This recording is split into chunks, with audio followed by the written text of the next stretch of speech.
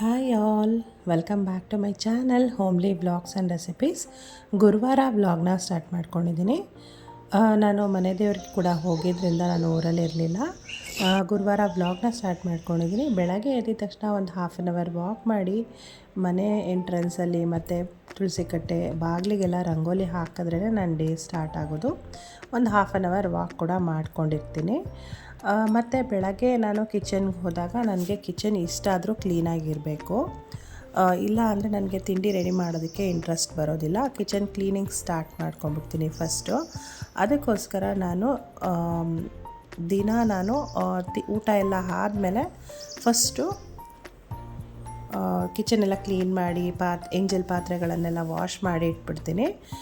ಆಗ ನನಗೆ ಬೆಳಗ್ಗೆ ಎದ್ದಾಗ ಈಸಿ ಆಗುತ್ತೆ ಅಂತ ಹೇಳ್ಬೋದು.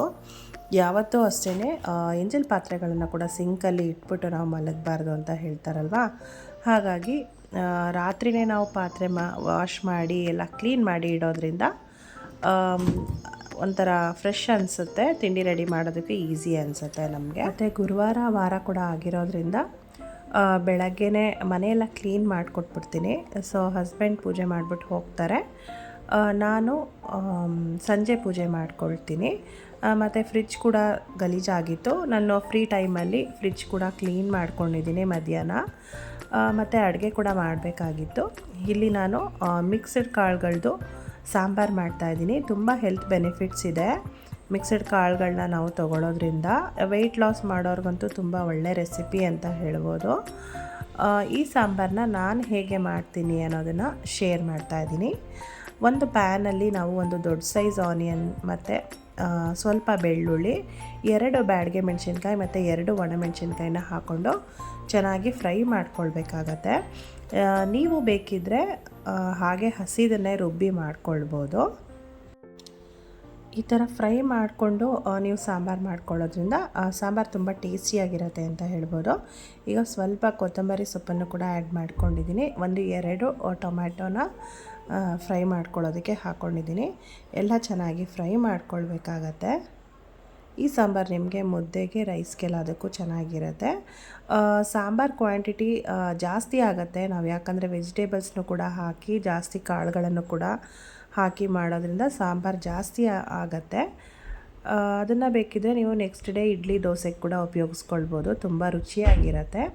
ಈಗ ನಾನು ಬೇಯಿಸಿಟ್ಕೊಂಡಿರುವಂತಹ ಸ್ವಲ್ಪ ಕಾಳು ಮತ್ತು 4 ಗೋಡಂಬಿ, ಒಂದು ಸ್ವಲ್ಪ ತೆಂಗಿನಕಾಯಿ, 2 ಟೇಬಲ್ ಸ್ಪೂನಷ್ಟು ಸಾಂಬಾರು ಪೌಡರ್ ಇಷ್ಟನ್ನು ಹಾಕಿ ನುಣ್ಣಗೆ ರುಬ್ಕೊಳ್ಬೇಕಾಗತ್ತೆ. ತರಕಾರಿನೂ ಅಷ್ಟೇ ನೀವು ಯಾವ ವೆಜಿಟೇಬಲ್ಸ್ ಬೇಕಾದರೂ ಆ್ಯಡ್ ಮಾಡ್ಕೊಳ್ಬೋದು. ನುಗ್ಗೆಕಾಯಿ ಕೂಡ ಆ್ಯಡ್ ಮಾಡ್ಕೊಳ್ಬೋದು.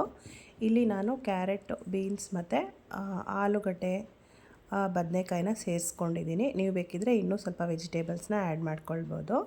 ಈಗ ರುಬ್ಬಿರುವಂತಹ ಮಿಶ್ರಣನ ನಾನಿಲ್ಲಿ ಸಾಂಬಾರಿಗೆ ಸೇರಿಸ್ಕೊಳ್ತಾ ಇದ್ದೀನಿ. ಸ್ವಲ್ಪ ಹುಣಸೆಹಣ್ಣಿನ ರಸ ಕೂಡ ಆ್ಯಡ್ ಮಾಡ್ಕೊಳ್ಬೇಕಾಗತ್ತೆ. ಈ ಥರ ನೀವು ಹಾಕಿ ಮಾಡೋದ್ರಿಂದ ತುಂಬ ಟೇಸ್ಟಿಯಾಗಿರುತ್ತೆ. ಟ್ರೈ ಮಾಡಿ.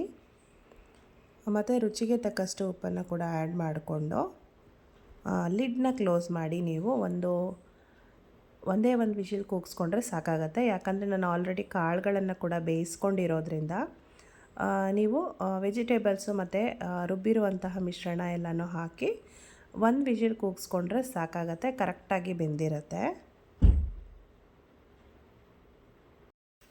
ರುಚಿಗೆ ತಕ್ಕಷ್ಟು ಉಪ್ಪನ್ನು ಆ್ಯಡ್ ಮಾಡ್ಕೊಂಡಿದ್ದಾಗಿದೆ. ಈಗ ಸ್ವಲ್ಪ ಹುಣಸೆ ಹಣ್ಣನ್ನು ನೆನೆಸಿಟ್ಕೊಂಡಿದ್ದೆ. ಹುಣಸೆ ಹಣ್ಣಿನ ರಸನ ಸ್ವಲ್ಪ ಆ್ಯಡ್ ಮಾಡಿಕೊಂಡು ಲಿಡ್ನ ಕ್ಲೋಸ್ ಮಾಡಿ 1 ವಿಷಿಲ್ ಕೂಗಿಸ್ಕೊಂಡಾದಮೇಲೆ ಕರೆಕ್ಟಾಗಿ ಬೆಂದಿರುತ್ತೆ. ಈಗ ಅದಕ್ಕೆ ಒಗ್ಗರಣೆ ಮಾಡ್ಕೊಳ್ಳೋಣ.